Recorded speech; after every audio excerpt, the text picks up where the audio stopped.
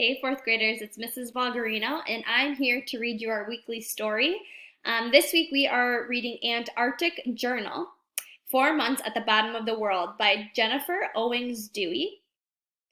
And our question that goes with the story, our question of the week is, what does a person sacrifice to explore the unknown?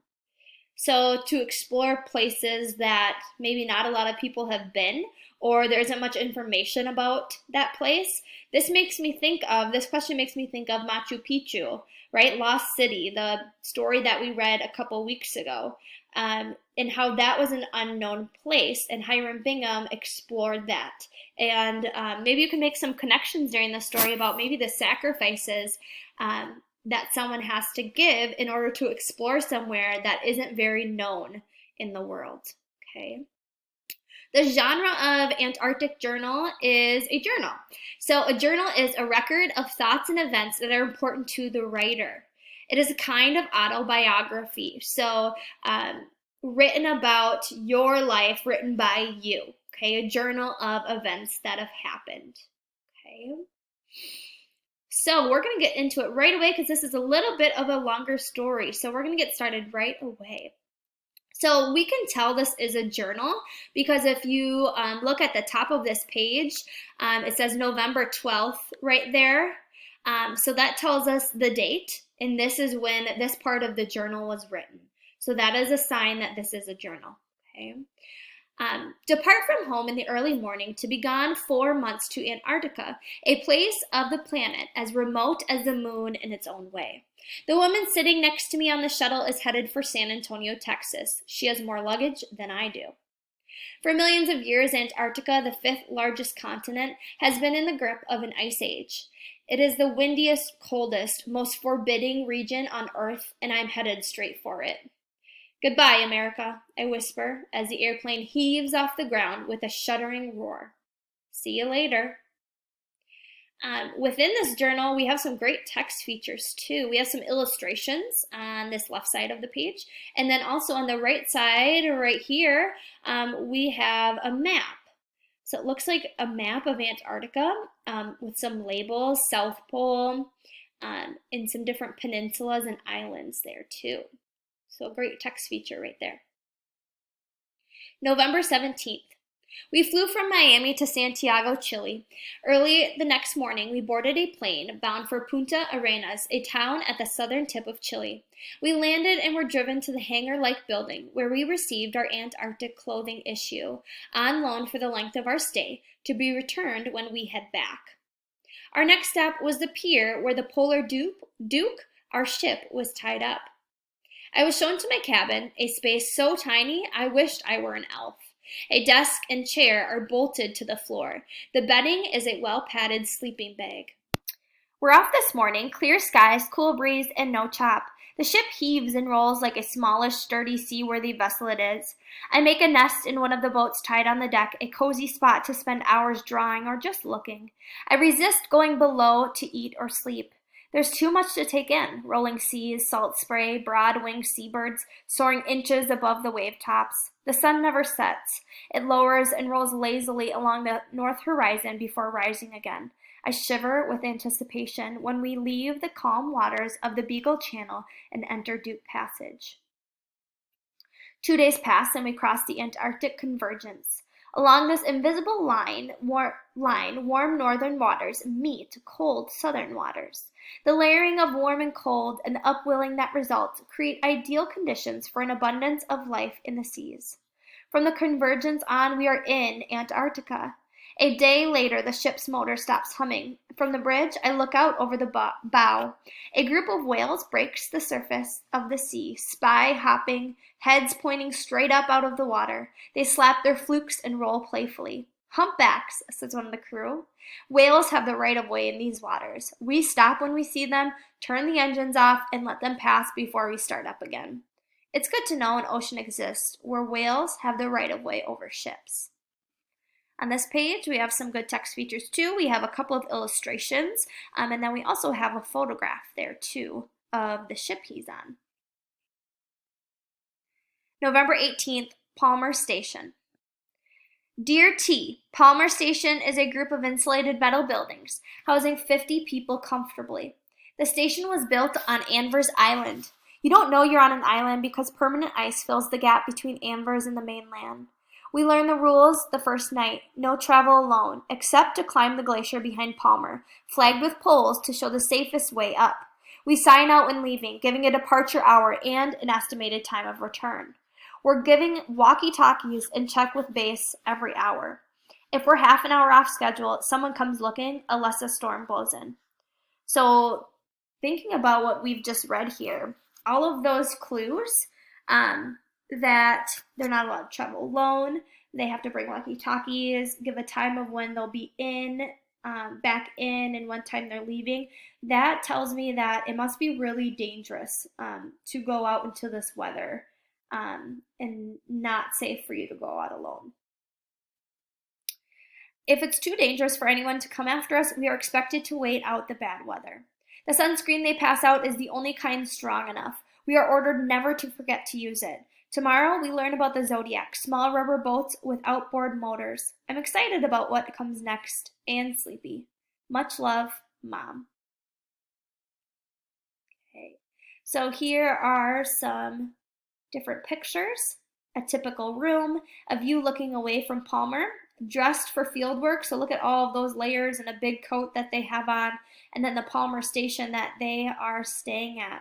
So based on all of these clues, it sounds like Antarctica has a climate and an environment that is pretty dangerous and unforgiving. Right, November 27th, Litchfield Island. In fair weather, I go to Litchfield Island and spend the day, sometimes the night. Litchfield is 3 miles from Palmer by Zodiac, a protected island visited by 2 or 3 people a year. Before going to Litchfield, I'm shown how to walk on open ground in Antarctica. An inch of moss takes 100 years to grow. The careless scuff of a boot heel could rip out 200 years of growth in seconds. I pack my food and extra clothes in a waterproof sea bag. A day pack holds pencils, pens, and paper for drawing and writing. There's no fresh water on the island. I carry 2 one-gallon canteens. Each island has an emergency cache of food and supplies, marked with a flag, available if a person gets stranded during a storm. Alone after being dropped on the island, I hear birds call, the whine of the wind, and waves pounding gravel shores, and no human sounds except for my breathing. Twilight falls, and I crawl into my tent, alert and unable to sleep for a long time, listening to the sounds of the Antarctic night. And here's a little caption. The emergency cache on Litchfield contained a tarp, blanket, rope, candles, matches, anchovy paste, crackers, and chocolate. So as you can see on top of this little rock there is a flag, and those are the things that you would find next to that flag, just to help people in case they get stranded during bad weather. December 15th, visiting Old Palmer. Dear B, I am in a tiny office behind the kitchen. Supper is over. I came to find quiet time and write you. It's strange to write at night by the light of the sun. Today I went with a penguin scientist to Old Palmer, 20 minutes by Zodiac from New Palmer. Not used for years, the base is empty of life except for a small colony of Gentoo penguins. A few of the birds have built stone nests on top of abandoned oil drums and other debris left behind. The chicks have orange spots on their bills and are identical to their parents, only smaller. They sit half squashed under the parents' white belly, black-billed faces poking out and eyes blinking. A sunny day, 32 degrees, dangerously hot for the chicks. I've seen some keel over dead on days like this, their blubber-rich bodies unable to tolerate temperatures above freezing. A parent penguin suffering heat stroke will not abandon a nest. It will fall dead in the heat first. Some pictures of those penguins. We had a scary encounter on the way back from Old Palmer. A pair of orcas was in the Arthur Harbor. They swarmed near the surface, sleek backs glistening. These enormous predators sometimes take bites out of boats, mistaking a zodiac for a seal or a penguin. We slowed the engine and held back. A small group of adelies was porpoising in the water. In a quick stroke, one orca grabbed a penguin with its huge mouth and whirled the helpless bird in the air. Teeth gripped penguin flesh, penguin wings flailed. The skin of the penguin flew away and landed with a plop on the sea. The bird was stripped of its hide as easily as we remove a sweater. The second orca took a penguin before the pair surged out of the harbor, leaving a swirling wake behind. We sped back to Palmer, aware that what we'd seen was a reminder that we are in a wilderness where a delicate balance exists between predator and prey. I'm tired, although I have the big eye. This is when we can't sleep because it's never dark. We get silly and wide-eyed, peculiar in our behavior until a friend says, "Time for bed," and see that we get there. Love and hugs, Jay. December 20th, Palmer Station. I've learned that the largest animal on Earth, the 100-ton blue whale, eats only one of the smallest animals on Earth, krill, Euthanasia suburba, and that is the scientific name of krill. I know it's a scientific name because it's in parentheses and then it's italicized, so each animal has a scientific name as well. There are more krill in the seas than there are stars in the visible universe.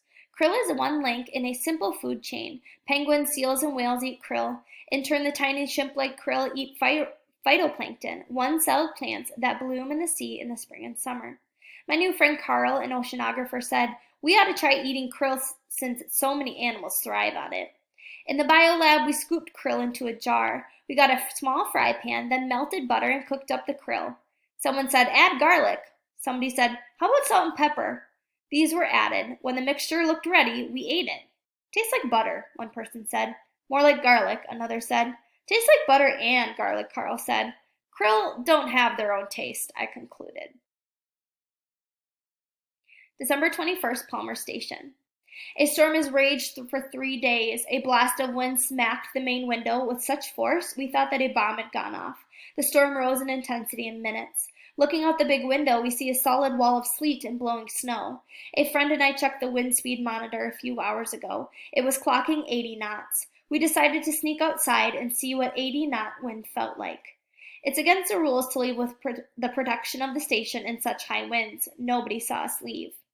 We were barely able to force the door open against the gale. Head down, face strung with driven sleet, I leaned with all my weight on the wind and did not fall over.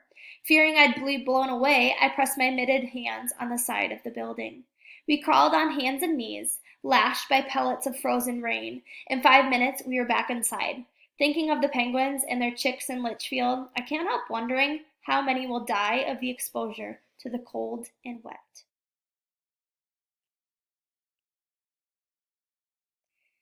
Christmas Eve, December 24th, Palmer Station. It was 3 in the morning, bright outside, and I couldn't sleep. I crept downstairs, signed out, and took the flag trail by the glacier. Dressed in a watchman's cap, 3 layers under my parka and sorrel boots, I climbed in the stillness broken only by the noise of snow crunching under my soles. Greenish-purple clouds covered the sky from edge to edge. The sea was the color of pewter. Near the top I heard a cracking sound, a slap magnified 1,000,000 times in my ear. Another followed, then another. Echoes of sound, aftershocks sizzled in the air. The sky began to glow with an eerie luminescence, as if someone in the heavens had switched on a neon light in place of the sun. I felt myself dropping straight down. A crack had appeared under me, a crevice on the glacier. Summer softening of the ice had thrown the pole settings off. I'm alive because the crack was narrow. I fell to my shoulders, my boot soles too wide to fit through the bottom of the crack. I stared below into the blue-green hole cut with facets like a diamond. After a few deep breaths, I began to scramble out, terrified the crack would keep growing. I moved slowly. It was an hour before I was on firm ice. The color of the sky shifted to blue-gray with streaks of yellow along the western horizon. To my horror, I saw a pattern of cracks zigzagging like fractured window glass across the glacier's surface. I checked my watch. I had been gone 3 hours. I don't know why, but I didn't want anyone rescuing me.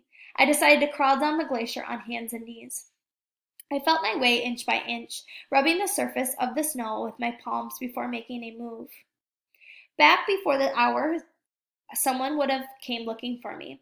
I told the station manager what happened. Trained in glaciology, he went up to the glacier to reset the flags. I have a new weariness tonight, born of having been frightened out of my wits while watching one of the most beautiful skies that I've ever seen. February 16th, on the Polar Duke. I probably can't finish all of this in time, kiddo, so I'm going to finish as much as I can. If I don't finish, you can pause it here at the end and read this last page, okay?